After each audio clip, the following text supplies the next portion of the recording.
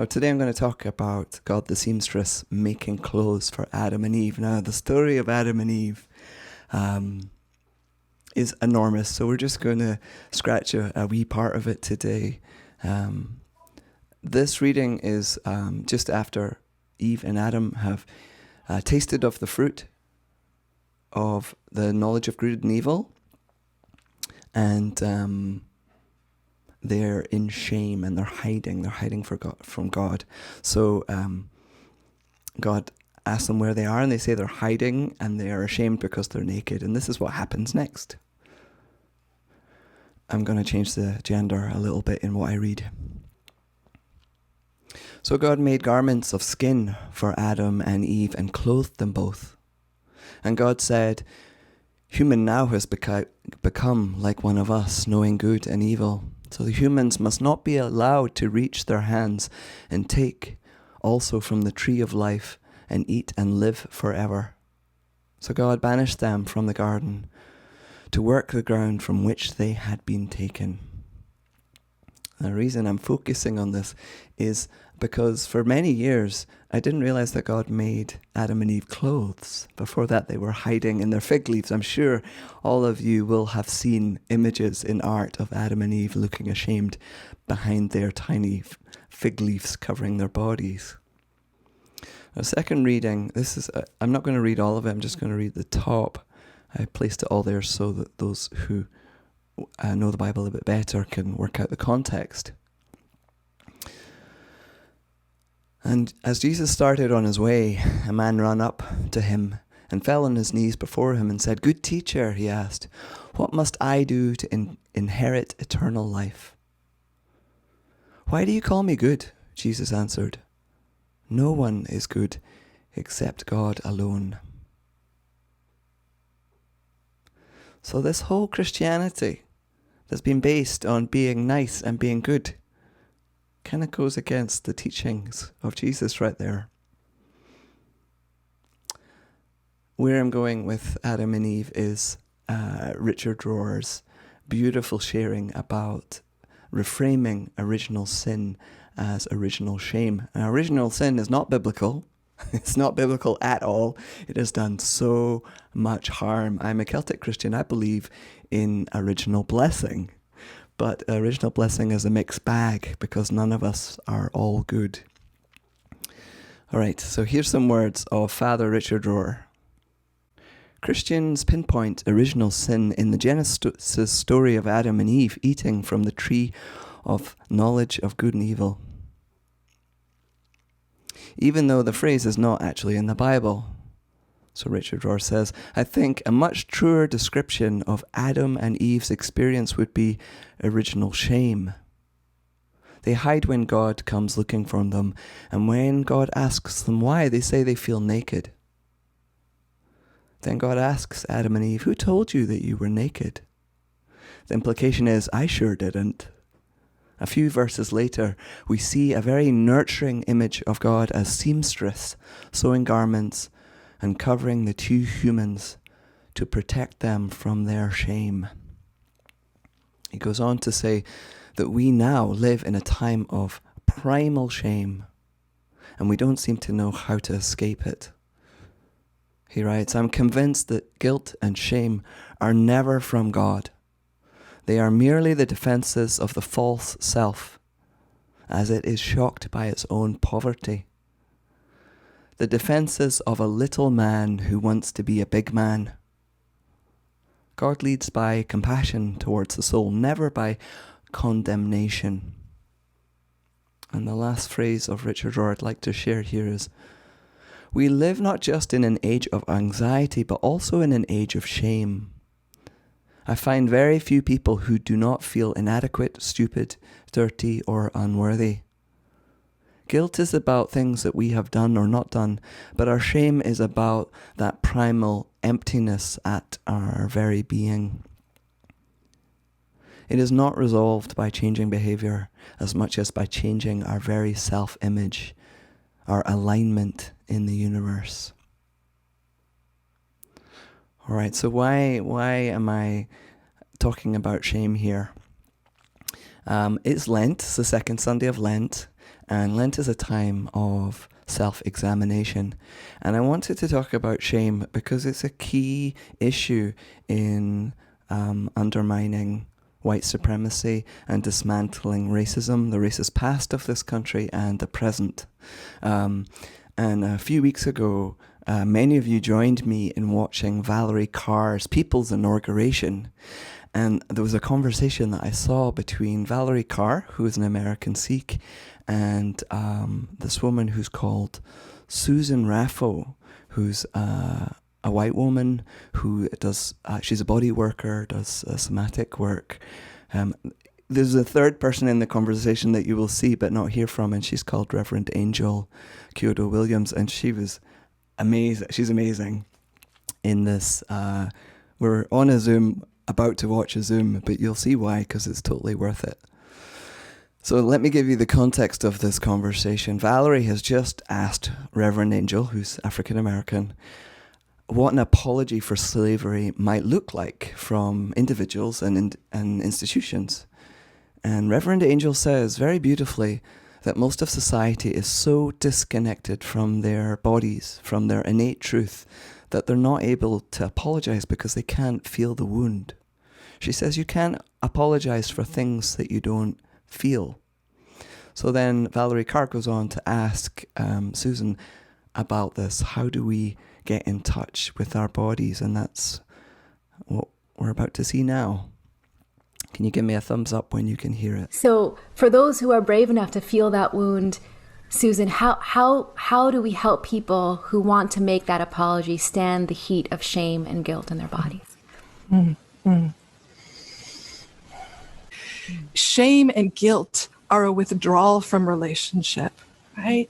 When I'm feeling the heat of shame, I'm pulling away. There might be something that is uncomfortable. I might have just done something really foolish. I might have just hurt you. I mean, that might have just happened. It probably will. If we're in a relationship for a long time, it is likely something like that is going to happen. That is just being alive, being with people, right? From the small to then exactly the places where I do and do not show up for larger systems and larger change.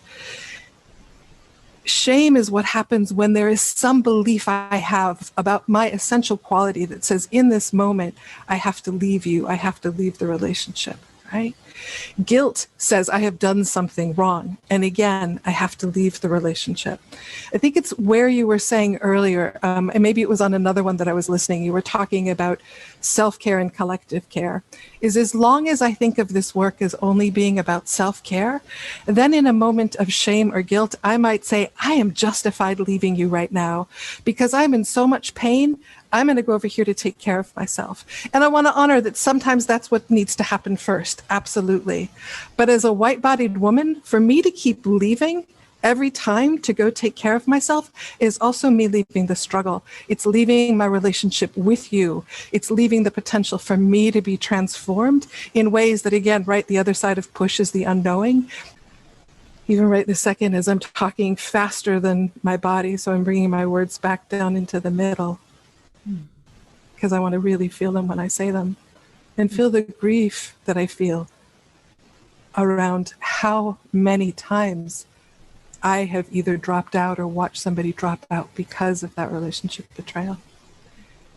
Is that underneath it is coming really close to, why am I here?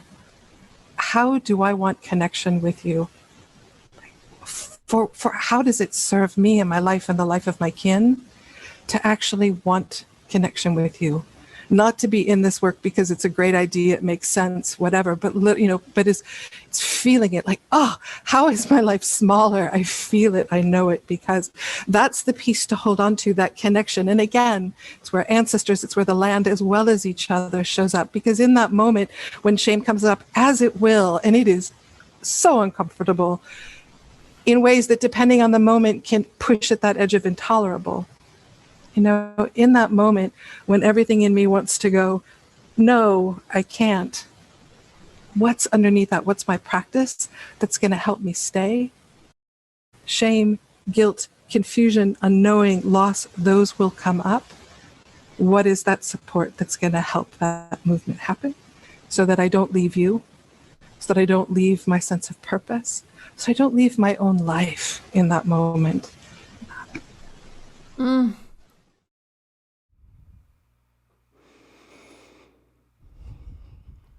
So rich and very strongly speaking my language. What I loved what Susan shared was not only did she talk about it, she slowed down in her speech. She entered into her body. She navigated through the emotional pain that she was feeling, and she said quite specifically, you need to focus on the purpose. You need to focus on your spiritual practice. You need to focus on your desire for healing, because the shame is so insurmountable. Thank God we have a social justice God that's going to walk with us through this. The other thing that they talk about, which my ears totally pricked up, was they describe shame in particular as a withdrawal from connection. Withdrawing from the cause was what they described it as. Now, if you've been around me for a few months now, you will have heard me say, Rumi says, love is the bridge between you and everything else. I also quote this quote by Leonardo da Vinci, learn how to see, notice how everything is connected to everything else.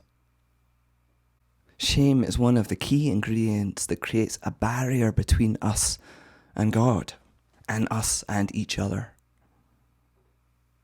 So that Adam and Eve conundrum of, will you allow yourself to be seen? Will you allow yourself to be authentic?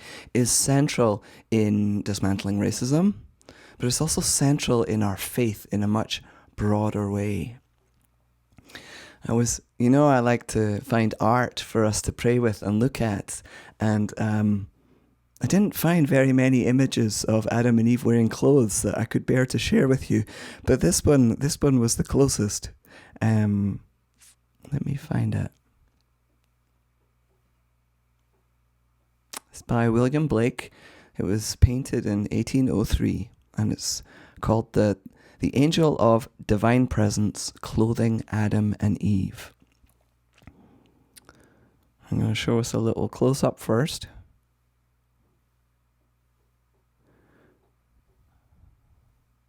So we can see their faces. I'm going to zoom back in a minute and ask you to share either in the chat or unmute what you notice. Now, you don't have to like this image. This is an image to help us understand shame. We don't necessarily like it. And I also love that the artist didn't say it was God. It's the divine angel of presence. Does anybody want to share anything that they see about shame in this art? One thing I noticed is that their feet are touching, even if their eyes are not. Betsy writes, Adam is blushing. Yes.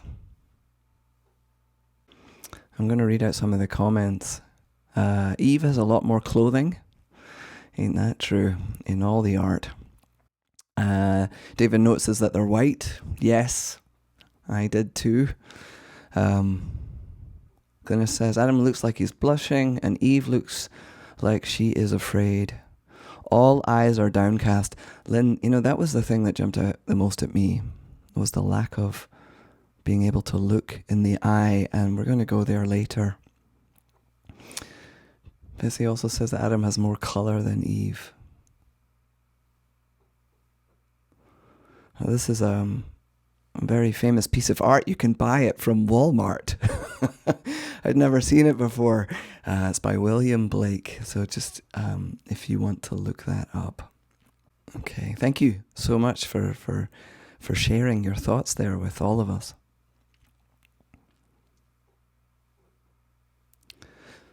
So as Lynn pointed out, the lack of eye contact, and I was wondering, what do they need to be able to hold eye contact? And how can we connect if somebody won't look us in the eye? I'm going to come back to those. I'm going to talk about the principle of transparency. When I had my breakdown around 2008-9, I read all the books of Neil Douglas Walsh on conversations with God. My godfather gave them to me. They're very odd. And there was a lot I didn't take away, but one of the principles that's suggested in this book is that we live with more transparency. And I took that on. I had trained as a counselor when I was in my early 20s, and I learned about congruence, how important it is to be congruent. But the counselor also hides a lot. And as a person of faith, I thought that wasn't good enough. We need to model many things, including being real. And all this came back from living in the Abbey on Iona. When I lived in the Abbey, I learned the immediate impact and importance of being real, because every day at the meal, I would sit down next to somebody new, a guest or a new volunteer. There was constantly people coming through, so many people coming through. And my job was to welcome people. And almost always I sat down next to somebody new. And I could have had the same boring conversation hundreds and hundreds of times. It would go like this: how long have you been here? What did you do before you lived in the Abbey? What's it like to live here? And what are you going to do after you leave? I learned really early on that if I took the risk of being real, I could sidetrack the conversation into something far more engaging, far more real. And I learned to wear less emotional clothes. I covered my heart less. Often it feels great to be seen. Sometimes it feels really horrible. And it was very unsettling to especially my wife at that time and my family and friends. And sometimes still is. My friends and loved ones, often I could see them just kind of like dying at some of the things that I choose to share and reveal about myself. I can see them wishing that I was not so open. But I do it for a reason. I do it because I think it's a more honest way of being. That so much of what we share is our strength, and we don't share our vulnerabilities. And I want to model both. So when I first went to seminary back in 2013, on the very first day, they asked us in front of everyone, all these strangers, if we would be real and allow ourselves to be seen. As ministers, would we be real and allow ourselves to be seen? And with that, they didn't say this, but it became really obvious as we did this exercise, that it was also the opportunity to see another. I love this because I'd already taken on the principle of transparency, and if we rewind back to 2004, I'm doing prison ministry in Australia with the Quakers. And I remember sitting opposite this guy in a medium security prison, looking at him and him looking at me for about 5 minutes in silence. Just seeing him and him seeing me. I have to tell you, it was the most excruciatingly uncomfortable exercise they had got us to do. But if you stick with it, through the discomfort, allowing your eyes to meet, taking a step further than that art showed, if you allow yourself to look up and meet the gaze, an extraordinary thing happens. You meet the humanity of another and you forget to be ashamed. But you have to force yourself to sit through a lot of discomfort first. And to be honest, not everybody is able to do that. We all have different personalities and different levels of trauma. So just because me and this prisoner could do it, I don't judge other people who can't. We're going to look a little bit more deeply into this now. I've got another video for us. This time it's Brene Brown. She's a researcher. You've probably heard of her. This is her TED Talk, and it's pretty amazing. And while you're watching it, I will post the link to this one in the chat. Again, give me a heads up when you can hear it. Vulnerability is not weakness. And that myth is profoundly dangerous. How many of you, honestly, when you're thinking about doing something vulnerable or saying something vulnerable, think, God, vulnerability is weakness, this is weakness? How many of you think of vulnerability and weakness synonymously? The majority of people.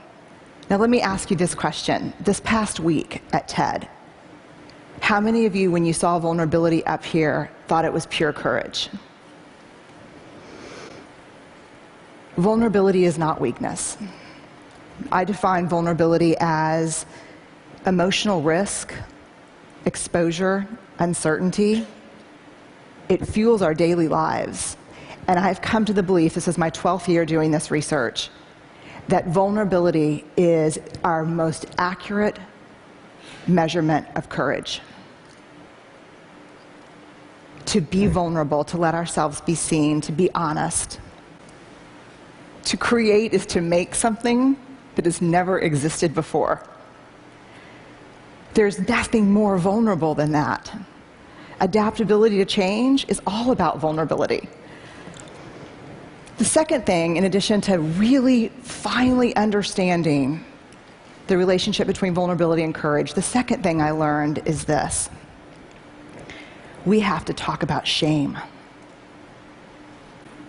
And I did not learn about vulnerability and courage and creativity and innovation from studying vulnerability. I learned about these things from studying shame. And so I want to walk you in to shame. Jungian analysts call shame the swampland of the soul. And we're going to walk in, and the purpose is not to walk in and, construct a home and live there. It is to put on some galoshes and walk through and find our way around. Here's why. We heard the most compelling call ever to have a conversation in this country, and I think globally, around race, right? Yes, we heard that. Yes? Cannot have that conversation without shame. Because you cannot talk about race without talking about privilege, and when people start talking about privilege, they get paralyzed by shame. Shame is the gremlin who says, you're not good enough. You never finished that MBA. Your wife left you. I know your dad really wasn't in Luxembourg, he was in Sing Sing. I know those things that happened to you growing up. I know you don't think that you're pretty enough or smart enough or talented enough or powerful enough. I know your dad never paid attention even when you made CFO. Shame is that thing. And then if we can quiet it down and walk in and say, I'm going to do this, we look up and the critic that we see pointing and laughing, 99% of the time is who? Us. Shame drives two big tapes, never good enough, and if you can talk it out of that one, who do you think you are? The thing to understand about shame is it's not guilt. Shame is a focus on self, guilt is a focus on behavior. Shame is I am bad, guilt is I did something bad. How many of you, if you did something that was hurtful to me, would be willing to say, I'm sorry, I made a mistake? How many of you would be willing to say that? Guilt, I'm sorry, I made a mistake. Shame, I'm sorry, I am a mistake. There is a huge difference between shame and guilt. And here's what you need to know. Shame is highly, highly correlated with addiction, depression, violence, aggression, bullying, suicide, eating disorders. And here's what you even need to know more. Guilt, inversely correlated with those things. The ability to hold something we've done or failed to do up against who we want to be is incredibly adaptive. It's uncomfortable, but it's adaptive. Shame is an epidemic in our culture. If we're going to find our way back to each other, we have to understand and know empathy, because empathy is the antidote to shame. If you put shame in a petri dish, it needs three things to grow exponentially: secrecy, silence, and judgment. If you put the same amount of shame in a petri dish and douse it with empathy, it can't survive. The two most powerful words when we're in struggle: me too.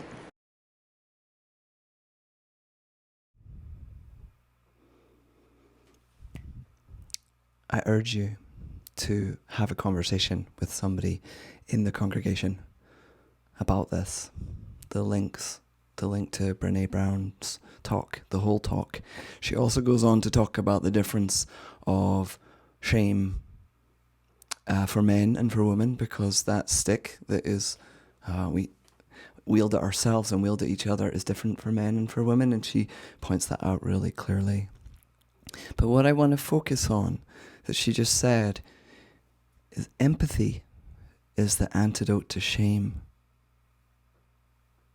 Whereas shame thrives in secrecy, silence, and judgment. And the other thing that was really interesting that jumped off the video for me was that guilt is helpful if we use it to reorientate ourselves, if we hold up the things that we've done and account for them and change. It can be really helpful in us finding our way, whereas shame was linked to all those things, such as eating disorders and suicide and violence. Shame is about feeling wretched and ugly about who we are.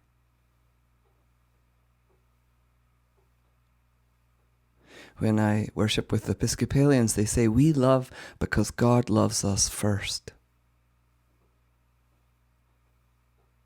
Humans yield to and are formed by love being modeled for us. And I don't know if shame is one of the barriers that we need to overcome. But for whatever reason, we need to learn to love. And we need to learn to overcome our shame. Now, the last piece of my sermon today I want to talk about is how I found it very interesting that God made clothes of skin for Adam and Eve. Now, when I researched this last night, I found a bunch of metaphysical stuff about how this is when Adam and Eve stopped being light bodies and came into their form. I don't know anything about that, so I'm not going to go there. Where I'm going to go is an understanding of how loving an act it is to have perfectly fit clothes made for you. Because, I really know that feeling of being utterly uncomfortable in my own skin. Now, shame is there for all of us. I got a big dose of it as a transgender person. And I'm going to talk a little bit about that here. But I want you to know that I assume that my gender journey is a human journey. It's shared by all of you. And I'm hoping that what I share will make sense and you can relate to it yourself. I learned early on to cover up my shame. Brene's secrecy, silence, and judgment were really prominently there by the age 7, and definitely by 11, they were doing terrible things to my inner self and well-being. At 21, now I'm 45 now, so at 21 I came out as transgender. And to do that, I had to push through this incredible internalized transphobia and shame. Just like Adam and Eve in that painting. I'm going to jump back there for a second. Where is it? I could not bear to be seen. Now, the one in this picture I relate to the most is Eve. That feeling of being so vulnerable.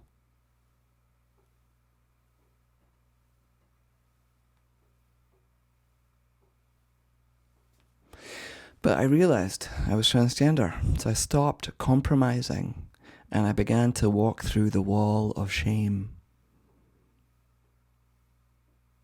And there were people who came forward and loved me, who listened with so much patience. They went out of their way to help me become and feel comfortable in my skin. And one of the only people I found at that time who also had gender issues was my friend Travis, who's an artist, and he is the guy who made the movie Funny Kind of Guy with me. There was a documentary made about my transition back in 2002. And Travis persuaded me that I should dress up in drag as a drag king. I'd never heard of a drag king, but he told me about it and he was like, we're going to dress up as masculine as we can. And even though I didn't understand it and felt ashamed of this, I thought, okay, I'll do this. And Travis found clothes that fitted me really, really well. And I began to express on the outside this person, Simon, who was on the inside. It started with clothes. And I remember how different I felt about myself. And if I think about Adam and Eve in this story, God is God. So these clothes are going to fit perfectly and be really beautiful. And they're going to enhance the self-esteem of both Adam and Eve. I believe it's really impossible for us to see ourselves. And mirrors really haven't helped all that much, because now we look at our own reflection and we don't see ourselves the way other people witness us. Now, back in the day, there were no mirrors. And I think we were probably better off because we collectively dressed each other. People relied on their community to dress them. I learned this from one of my best friends, is a person called Keegan. I just visited Keegan 2 days ago. And Keegan and I, we do ceremony together. And one of my favorite parts of doing earth-based ceremony with Keegan is we're out in the middle of nowhere and I dress Keegan and Keegan dresses me. But Keegan studied at fashion school and tells me all about the history of haircuts and clothing. Keegan gave me this very good haircut that I've got here now. I learned so much from Keegan. And one of the things that Keegan urged me to do was not to be a monastic in my clothing. Right? When I chose not to join a Benedictine order or a Franciscan order and go out in the world, I wore the same thing every day.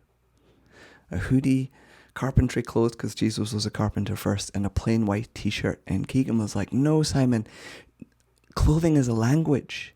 And you're communicating all these things to people, like lack of maturity or lack of professionalism. You're also not showing up for people. When you wear those clothes on a date with your wife, you're not showing her reverence. And I began to think about clothes as a language. So in this Adam and Eve story, God is clothing them in something that can help them be seen and recognized and understood and celebrated. As I said, if God's going to make clothes, they're going to fit perfectly and be utterly beautiful. And part of the celebration of the human form, clothing isn't just about keeping warm. It's about communication. It's about celebration. It's about all sorts of things. So my question for us is, what can we do to help dress each other in self-worth? To help us overcome our collective shame?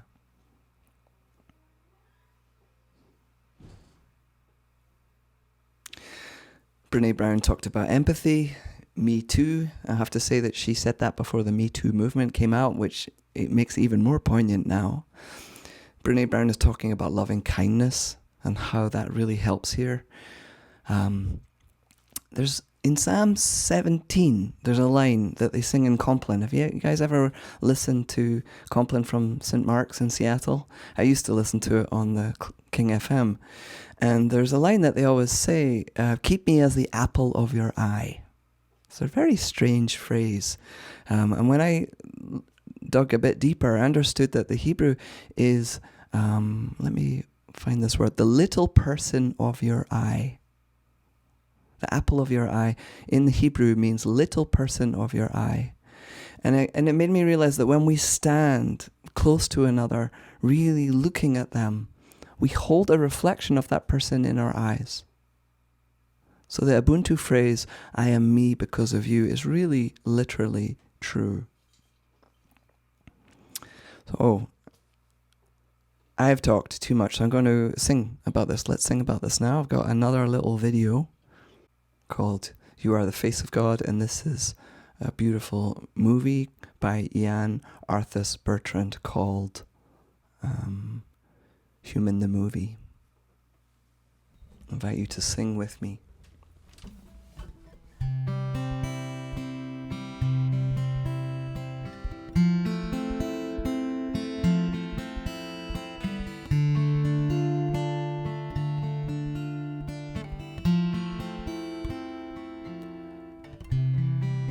You are the face of God. I hold you in my heart. You are a part of me. You are the face of God. You are the face of God. I hold you in my heart. You are a part of me. You are the face of God. What can we do to create a safety like this cinematographer? To allow people to really reveal themselves in their beauty.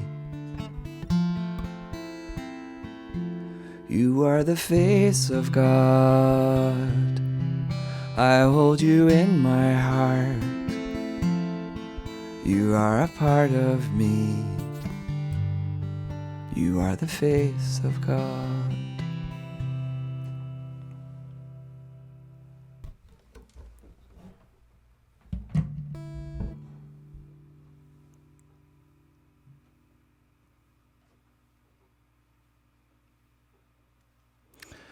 Donna Markova wrote, "What is loved reveals its loveliness." And if I come full circle back to Richard Rohr, he writes, "There will be no medicine for our primal shame except for someone who knows all of us and yet loves all of us."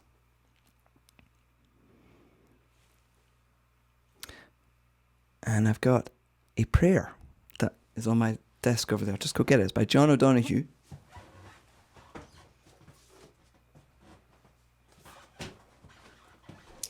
This is called "To Bless the Space Between Us," and it's a pretty extreme example of how we can do that work of overcoming shame and love and creating the safe space.